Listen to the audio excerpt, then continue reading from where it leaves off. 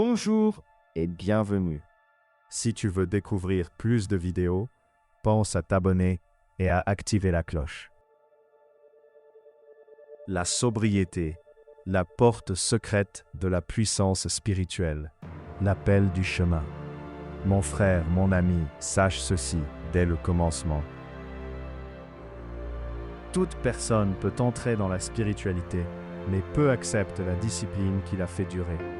Beaucoup veulent les visions, peu acceptent la sobriété. Beaucoup veulent les signes, peu acceptent le silence. Or, la sobriété est le premier saut du véritable chemin.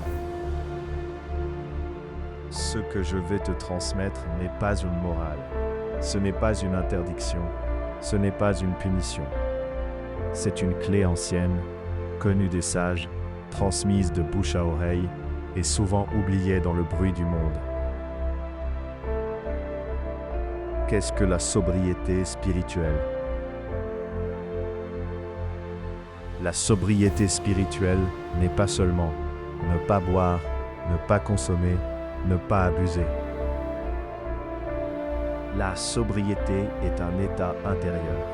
Être sobre, c'est être présent à soi-même. Un homme peut ne pas boire d'alcool et pourtant être ivre. Ivre d'orgueil, de peur, d'images, de fantasmes spirituels. La sobriété commence donc dans l'esprit avant de se manifester dans le corps. Pourquoi le sacré exige la sobriété? Le sacré est puissance, mais la puissance mal contenue détruit. Comme le feu, dans le foyer, il éclaire et réchauffe. Hors du foyer, il brûle la maison.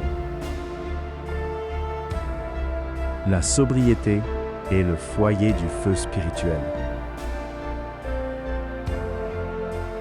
Sans sobriété, la prière devient agitation, la méditation devient fuite, le rituel devient théâtre. La prière devient alignement, la méditation devient écoute, le rituel devient acte vivant. L'excès est aimé par l'ego, mais détesté par la vérité. Quand l'homme est dans l'excès, il interprète mal, il exagère les signes, il croit être choisi.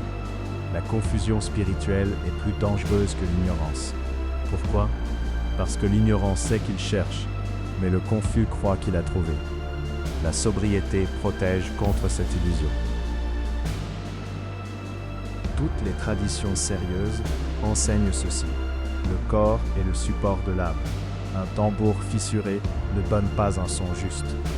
Un corps saturé ne reçoit pas clairement. La sobriété stabilise l'énergie, apaise le souffle, clarifie les perceptions. Ce n'est pas un rejet du corps, c'est un respect profond. Les forces spirituelles ne parlent pas fort. Elles ne crient pas. Elles ne s'imposent pas. Elles attendent. Seul celui qui se tait intérieurement peut entendre. L'excès crée du bruit émotionnel, bruit mental, bruit énergétique. La sobriété ouvre le silence intérieur. Et dans ce silence, la connaissance descend.